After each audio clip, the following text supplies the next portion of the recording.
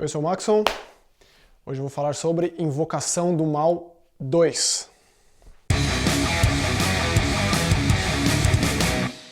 The Conjuring 2, Invocação do Mal 2, continuação do filme de 2013, também dirigido pelo James Wan.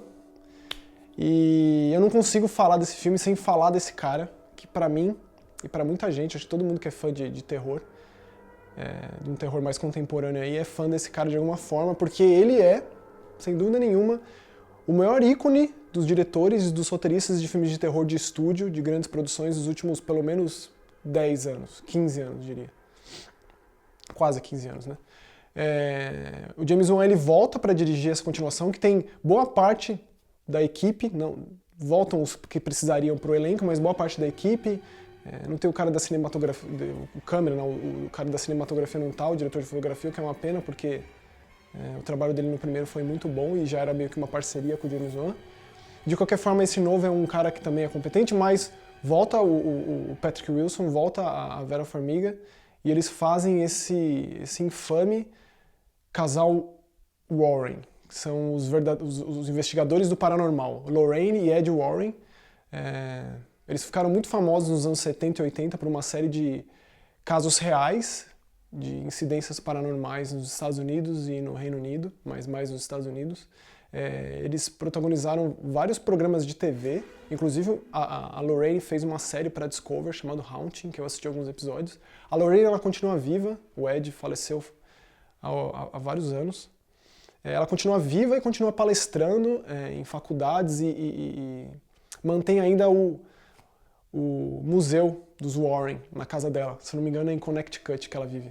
De qualquer forma, voltou boa parte do elenco, em especial o James Wan, que ele também tem mão na história. Né? O James Wan, ele começou a carreira dele no cinema, ele ficou famoso com os Jogos Mortais e com uma parceria muito legal com o seu roteirista. Ele também escreve, mas ele tem uma parceria com um cara chamado Leigh Whannell, que também ficou um nome muito famoso no terror. Ele só escreveu e dirigiu junto com o Leigh Whannell, que ele para quem não sabe, ele protagoniza, né? Ele é um dos protagonistas do primeiro Jogos Mortais, é o cara que está amarrado na banheira. Ele é o cara que escreve.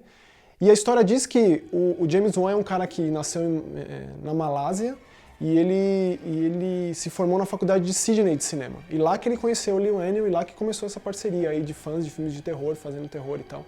Então é bem legal acompanhar a trajetória dos caras, porque muitos dos filmes, Invocação do Mal não, são feitos por eles, né? Então, por mais que eles não tivessem, eles não se manteram, né, na franquia Jogos Mortais, que foram 7 no total, né, eles foram produtores. O Leigh Whannell, ele escreveu, acho que o 2 e o 3 também, mas eles produziram todos os outros, o que é uma coisa grande, assim, né? Porque a gente pensa que, por conta do envolvimento deles, que os filmes aconteceram. E por mais que seja uma série com altos e baixos, eu acho uma série muito válida, num período que não tem muitas franquias de terror, assim. Então, eu tenho muito respeito por Jogos Mortais. Na sequência do primeiro Jogos Mortais, que é de 2004, ele fez um filme chamado Dead Silence, que é sobre um ventríloco com capacidades paranormais. Se eu não me engano, ele arrancava a língua das pessoas que se exaltavam na sua presença e usava a língua para construir seus bonecos. Eu não lembro muito bem da história, mas é certamente o filme mais fraco do James Wan, que também tem a assinatura do Leigh Whannell no roteiro. Depois ele veio com um outro filme que eu considero tão bom quanto Invocação do Mal e tão bom quanto os Jogos Mortais. É incrível como o James Wan, ele é o cara que está envolvido nas 3 franquias mais importantes do terror de estúdio dos últimos anos. Eu falo de estúdio assim porque tanto os Jogos Mortais quanto o primeiro Insidious, que é esse que eu vou falar agora, eles não nasceram grande. Eles são filmes de baixo orçamento, independentes até certo ponto, mas eles alcançaram um sucesso tão grande que grandes estúdios se interessaram e as coisas continuaram por conta disso, né? Então, Lionsgate, New Line, essas empresas, Warner, elas se interessaram pelo sucesso do jogo e abraçaram a franquia e deram subsídios e dinheiro e meios de que a coisa continuasse, né? Foi o caso também com esse Insidious, que é um dos que eu mais gosto. Aí também começou a parceria com o Patrick Wilson, que é um dos protagonistas do Invocação do Mal. É engraçado porque no Invocação do Mal ele é o detetive, o caçador, ele está a serviço da igreja, mas ele também é um investigador do paranormal, e enquanto que no Insidious, no Sobrenatural, ele é a vítima, né? Ele é pai do menino que entra em coma por conta de um parasita espiritual, de uma presença que passa a assombrar a vida desse menino. No caso, o Lee Whannell, que é o investigador paranormal, um dos, né? Então é legal essas linhas. A história ela é escrita e, diferentemente do Invocação do Mal, o sobrenatural ele é ficção, ele não é inspirado em fatos reais. Por mais que ele busque inspiração em casos de viagem astral, relatados de fato, né? Mas ele é uma história que não existe. Então eu acho que isso dá uma liberdade muito grande para que essa série seja próspera. Tanto que o 2, quanto o início, que conta mais a história da protagonista da série, são excelentes. Imagino que vá continuar, sei lá, Insidious 4, 5, e espero que continue, porque são filmes muito bons. Aí depois do Sobrenatural, ele fez o Invocação do Mal. É interessante pensar que nesse meio tempo, aliás, ele fez um filme de policial, um thriller policial com Kevin Bacon, que meio que mostra que ele é um cara versátil, assim, né? Que ele se aventura por outros gêneros, apesar de ele ser bem focado no terror. E ele fez o último Velozes e Furiosos, que foi o melhor de crítica e o melhor de bilheteria. Então isso é bastante relevante, assim, porque mostra o quanto esse cara tá bem cotado em Hollywood e como ele é procurado, né? O filme que ele vai se dedicar agora, que o Invocação do Mal 2 está terminado, é o Aquaman. Então vamos ver se ele consegue, se ele sai bem em mais um gênero, de mais um tipo de filme, né?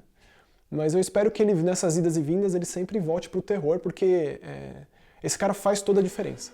E quando o Invocação do Mal 2 foi anunciado, e ele foi anunciado como diretor, eu já tinha certeza que ia ser bom. E tinha certeza que ele ia trazer de volta tanto a Vera Farmiga quanto o Patrick Wilson, porque eles se saíram muito bem no papel dos Warren. Muito bem.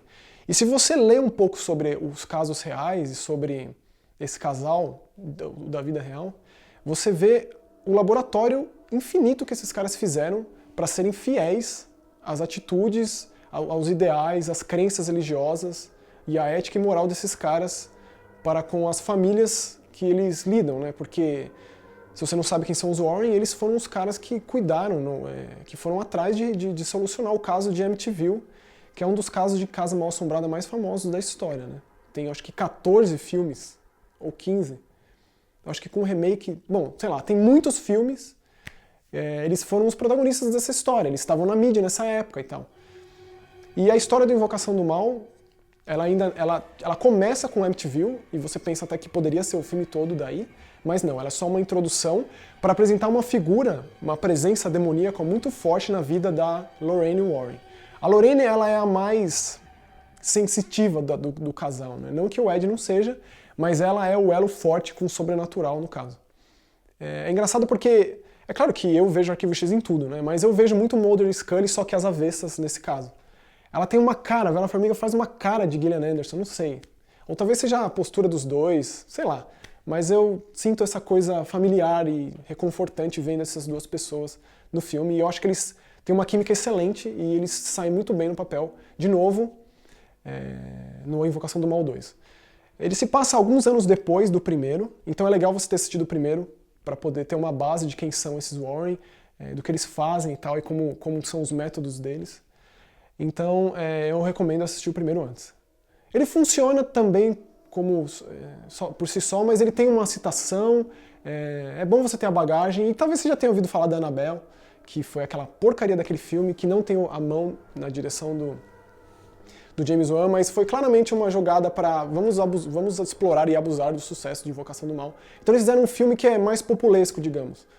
Porque, na minha opinião, o que faz esses filmes funcionarem e criarem esse vínculo tão forte com qualquer pessoa, mesmo que você não tenha tido nenhum tipo de experiência paranormal na sua vida, é porque o quesito humano vem em primeiro lugar. Você realmente se importa com esses personagens, e no caso essa família de uma cidade de Londres, de uma mãe de 4 filhos, uma mãe solteira de 4 filhos, você realmente se importa com ela, especialmente com a filha dela, que é a vítima dessa presença. Você quer que ela saia dessa situação, que ela fique bem, você quer que a menininha volte a sorrir, a brincar, e que ela volte a ser uma criança normal, assim.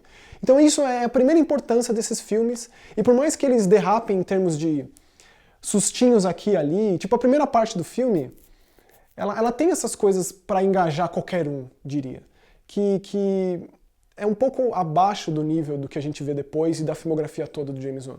Então ele é meio que divididinho em pedaços, então tem a noite que você vê a criança levantando da cama e tem uma situação que realmente arrepia os pelos do braço, isso é incontestável, mas ele é fechadinho nesse aspecto e ele é talvez uma preparação porque tá por vir, porque a hora final do filme é tão boa que faz com que esse começo seja só não diria qualquer coisa, né? Porque você cria esse vínculo com a família, mas não é tão impactante, tão especial quanto diria a hora final do filme.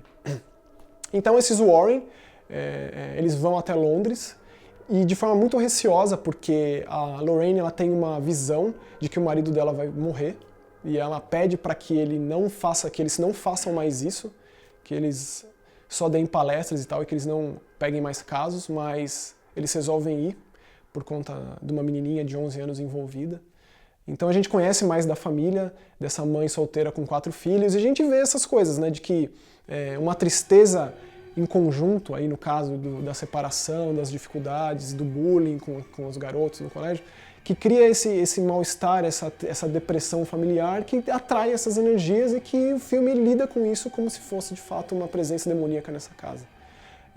E os Warren vão pra lá e tentam ajudar essa família. Então, enquanto eles... o primeiro filme, ele já apresenta o casal e mostra eles palestrando e o que eles fazem e o vínculo muito forte e o quanto eles são apaixonados um pelo outro, esse segundo filme já não precisa criar isso porque a gente já sabe do primeiro, então ele já parte meio que com os 2 pés no peito desde o começo.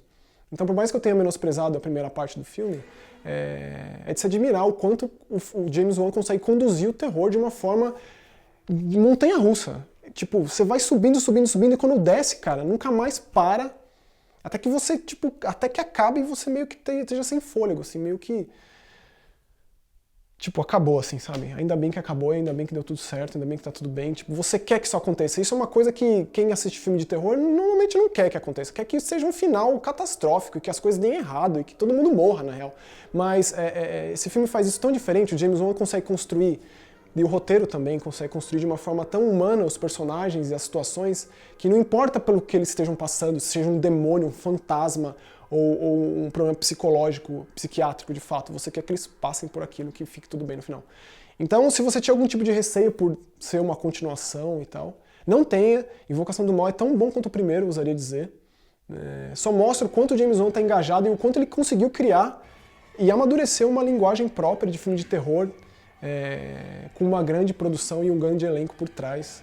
Então, de novo, vai ser difícil ver esse filme no cinema. Digo isso porque é umas zonas de filme de cinema, de terror no cinema, uma bagunça sem fim. Eu, quando fui assistir Annabelle, foi muito complicado, mas se você der sorte de pegar uma sessão silenciosa, o que eu acho que esse tipo de filme pede, você vai ter pelo menos umas 2 horinhas aí de arrepios e arrepios e arrepios, e uma baita entidade demoníaca na forma dessa freira aí que o filme está vendendo nos cartazes, que assombra a Lorraine Warren desde muito tempo. Então, baita filme, James Wan, diretor excepcional, que eu espero que ele sempre volte pro terror. Faça o que você quiser, cara. Faça filmes de todos os gêneros possíveis. Você é muito bom, você é capaz de fazer o que você quiser. Mas sempre volte pro terror, sempre volte para essas suas franquias que você criou, ou então faça novas. Uma curiosidade do James Wan é que ele vai ser produtor do filme novo do Mortal Kombat, eu tava lendo lá no IMDb, e tá lá um announced mesmo. Vai ter um novo filme do Mortal Kombat e ele vai ser o produtor, então isso já torna as coisas interessantes.